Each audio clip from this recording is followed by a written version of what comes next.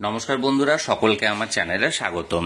আমরা মোটামুটি সকলেই জানি রাজ্যের সমস্ত ধরনের সরকারি কর্মচারী এবং পেনশনারদের ডিএ সংক্রান্ত বিষয়টি এই মুহূর্তে সুপ্রিম কোর্টে বিচারাধীন অবস্থায় রয়েছে এবং সুপ্রিম কোর্টে এই মামলাটির একটি বহু প্রতীক্ষিত শুনানির দিন ধার্য করা ছিল গতকালকে, অর্থাৎ 14ই মে 2025। এই শুনানিতে কি হয়েছে, অর্থাৎ গতকালকে শুনানিতে কি হয়েছে, বিচারপতি দ্বয়রা কি বলেছেন, তাই নিয়ে আমি একটি ডিটেলস ভিডিও গতকালকে এই চ্যানেলে শেয়ার করেছিলাম। আজকের ভিডিওতে মাননীয় বিচারপতি দ্বয় কোন পরিপ্রেক্ষিতে 50% ডিআরএস অ্যালাউন্স মিটিয়ে দেওয়ার কথা বলেছেন, বা গতকালকে শুনানিতে জাজমেন্ট অর্ডারে কি কি বলা হয়েছে এবং কোন কোন পজিটিভ দিক উঠে এসেছে, সকল কিছু আজকের ভিডিওতে বিস্তারিতভাবে আলোচনা করব। ভিডিওটি ডিআরএস অ্যালাউন্সের কেস নিয়ে, অর্থাৎ ডিএ মামলা নিয়ে অত্যন্ত গুরুত্বপূর্ণ, তাই প্রথম থেকে শেষ পর্যন্ত অবশ্যই ধৈর্য সহকারে দেখবেন এবং ভালো লেগে থাকলে অবশ্যই একটি লাইক করবেন এবং সকলের সঙ্গে শেয়ার করবেন।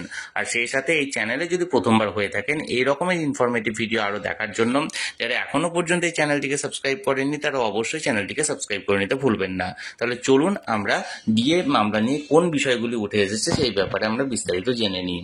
দেখুন, আমরা এই মুহূর্তে সরাসরি সুপ্রিম কোর্টের ওয়েবসাইটে আছে। এখানে দেখুন ডায়েরি নাম্বার দেওয়া হয়েছে 35292/2022 the state of West Bengal versus confederation of state government employees West Bengal. এখানে দেখুন কেস নাম্বার দেওয়া হয়েছে, ডায়েরি নাম্বারটা ফাইল হয়েছিল 3রা নভেম্বর 2022। তারপরে কেস নাম্বার দেওয়া হয়েছে, তারপর সিএনআর নাম্বার দেওয়া হয়েছে। এরপর present or last listed one, কবে এটা লাস্ট শুনানি হয়েছিল দেখুন 14ই মে 2025, অর্থাৎ গতকালকার এখানে ডেটটা দেওয়া হয়েছে। কোন কোন বিচারপতিদের এজলাসে হয়েছিল, মাননীয় বিচারপতি Sanjay Karol and honourable mister justice Manoj মিশ্রের এজলাসে। স্ট্যাটাসটা এখনো পর্যন্ত পেন্ডিং দেখাচ্ছে। সব থেকে যে পজিটিভ দিক উঠে এলো সেটা হলো দেখুন, tentatively case may be listed on 16/5/2025, অর্থাৎ ঠিক একদিন পরে আবার পুনরায় ডেট দেওয়া হয়েছে এই মামলাটি শুনানির জন্য। অর্থাৎ 14 তারিখ লাস্ট শুনানি হয়েছে এবং তারপরে 15 তারিখটা বন্ধ রেখে 16 তারিখ আবার পুনরায় এই মামলাটি শুনানির জন্য দিন ধার্য করা হয়েছে। এবার আমরা এক্ষেত্রে এবার দেখে নেব যে জাজমেন্ট অর্ডারে এখানটায় কি বলা হয়েছে।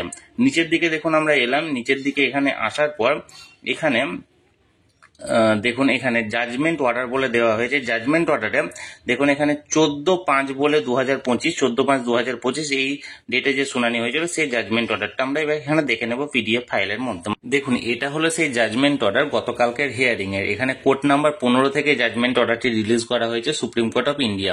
এখানটা আপনারা যদি চান এই জাজমেন্ট অর্ডারটিকে আপনারা পজ করে পুরোটা পড়ে নিতে পারেন।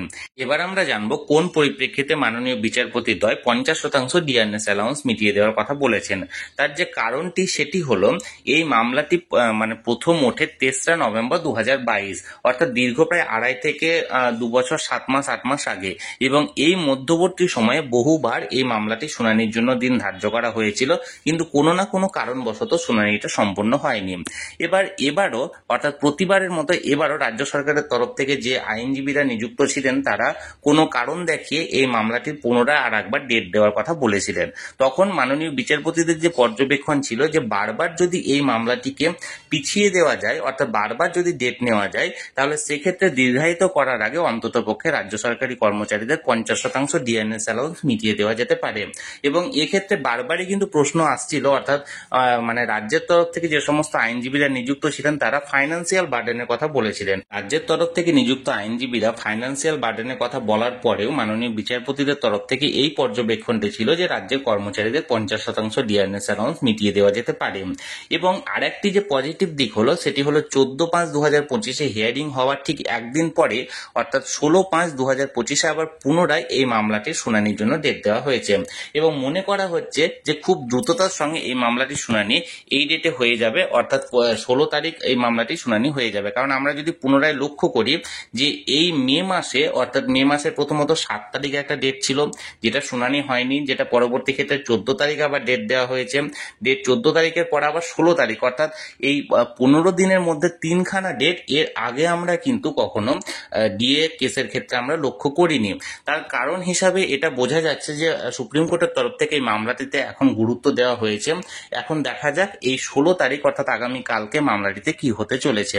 আমি সবসময় চোখ রেখেছি, যে কোনো আপডেট পাওয়া মাত্র তৎক্ষণাৎ সেটা ভিডিওর মাধ্যমে এই চ্যানেলে আপনাদেরকে জানিয়ে দেওয়া হবে। তাই যারা যারা এখনো পর্যন্ত এই চ্যানেলটির সঙ্গে যুক্ত নেই অবশ্যই চ্যানেলটিকে সাবস্ক্রাইব করে চ্যানেলটির সঙ্গে যুক্ত হয়ে যান। আর এই ভিডিওটি ভালো লেগে থাকলে অবশ্যই একটি লাইক করুন এবং সকলের সঙ্গে শেয়ার করুন, আর অবশ্যই চ্যানেলটিকে সাবস্ক্রাইব করুন।